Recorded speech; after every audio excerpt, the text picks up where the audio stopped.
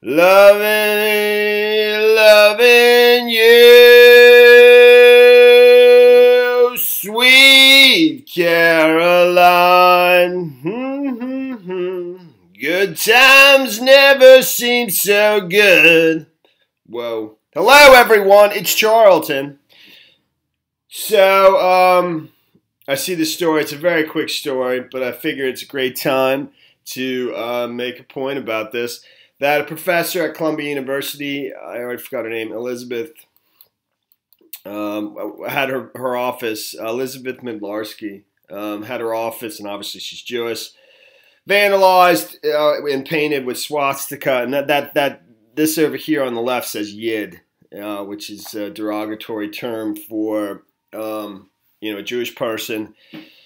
So, and she discovered this yesterday at 1 o'clock when she showed up for work. I mean, professors have strange hours and stuff. Not that matters. But, so, and she was startled naturally. In fact, this is the Columbia Dispatch, but the article over at the Washington Post said, they got me. They got to me. If that's what they were trying to do, was scare me, because it worked.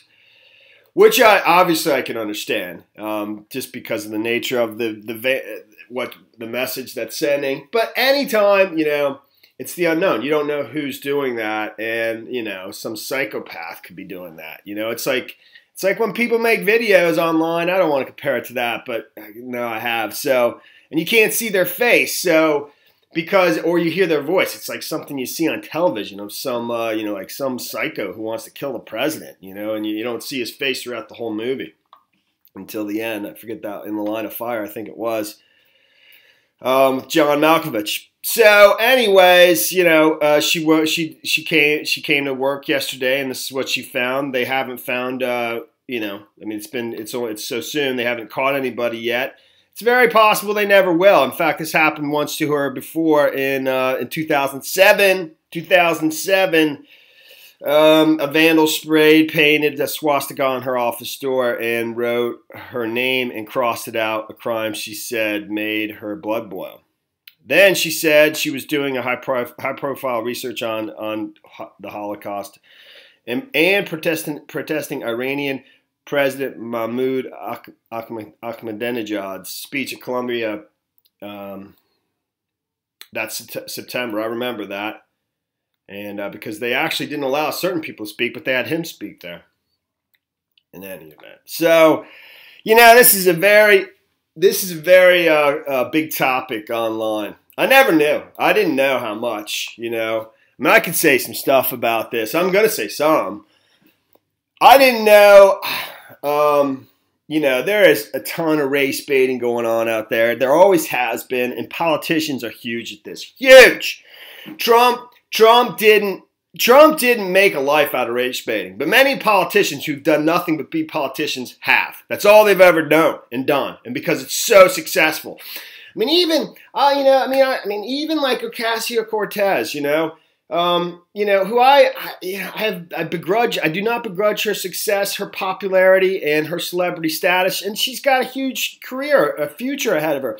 But a lot of things she says, it basically gets her followers. That's why she has something like 1.3 million followers on Twitter, And it's not so great for her constituents, by the way, but it's good for that, and it's good for her, basically.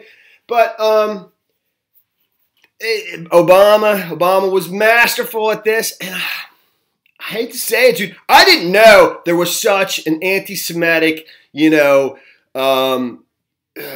thing online. I didn't, and it's global. And I'd have to say that the Obama people and their campaign did. And I really do think that they co-opted that, without explicitly saying it. I do. So, the whole anti-Zionism thing, anti-Zionism, I just find it just unbelievably pathetic. I do. Big time, man. It's the whole premise, and I don't know exactly, what it's trying to say, like all the particulars. I don't know all of it, and I'm glad for that, big time. Because why do you? I mean, for my question to so many people who really get into that, my whole, I mean, and get into. I have an opinion on this or that, but I just don't feel the need to study things. I'm just like, why do you even give a shit? You know? I mean, there's things in life that I care about and that's not something that I just like have to know. But the whole premise of anti-Zionism, it's like, you know, the beginning is that Jewish people are kicking non-Jewish people's asses. That's the beginning of it. And that's right there. That's where I'm like, you know, I don't know, you know, I'm not too into this already. So somebody came up with this scientific history type analysis of why that is. And, you know, and to me, it's just a bunch of crybabies who maybe if they spent less time worrying about that, you know, they'd be a lot happier in life and they wouldn't see the world, that Jewish people are kicking non-Jewish people's asses, you know? It's pretty lame, dude. You know, if you're not Palestinian, and I have an opinion on that, but or at least a Muslim in the region, you know, one of the surrounding countries, you know, why do you even care? It has nothing to do with you, you know?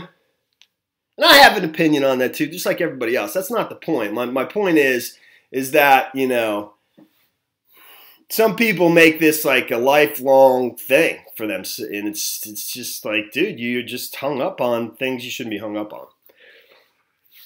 Besides the fact, you know, white supremacist or whatever, which that name is pretty funny. It really is, because, you know, you're anything but, you know, supremacist. This is probably not wise, what I'm doing.